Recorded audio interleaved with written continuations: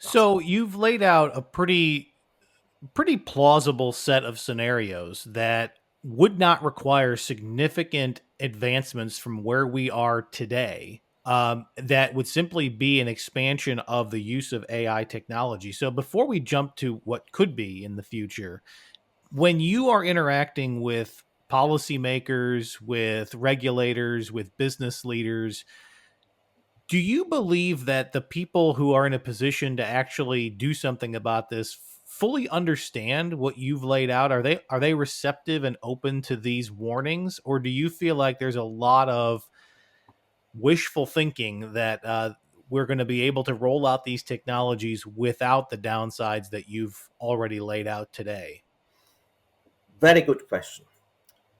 To give an initial very short answer, the situation is not good and it's not positive. On one hand, a number of people do not even perceive this, policymakers and government officials and politicians that do not even perceive these risks as plausible. That is for a number of reasons. On one hand, because they think that it is really far fetched, at the same level with Skynet, Matrix, and Ultron.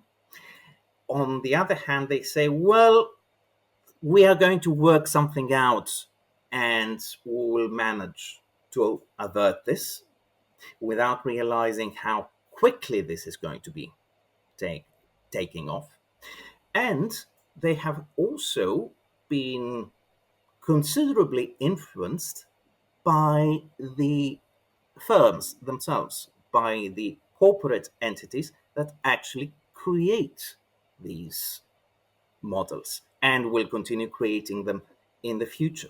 So there's a minority that is now thinking about these, but they have absolutely no clue how to respond to it on a policy level. How do we respond to this other than just saying, no, we these are going to be banned?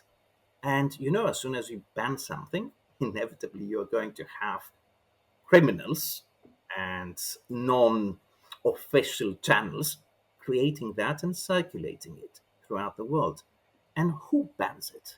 United States, Australia, Britain, the European Union. What about the other countries? What if there's a single rogue country that creates them? Fine. We will not be able to, let's assume that this is going to be a little box, a machine, which is going to be your girlfriend and has a hologram projection on top. Fine, we can ban the import of these, but people will find a way. And this is a policy issue and a policy matter that, frankly, we have very little response for. Another issue, which has to do with the policymakers not being necessarily ready to tackle this, is that yes, this is fine. I understand that this is a potential or danger, but the Chinese, the Russians, the Indians will be doing it. And if we stop and regulate against this, they are going to actually win the artificial intelligence arms race. We're not talking about real defense arms, which is another problem again. We are talking about which country or countries or part of the world are going to become dominant in artificial intelligence. And of course, they think, well, that's all very good about the intellectual enfeeblement and the Latofa guy and all these great things that you're telling us, Demetrius.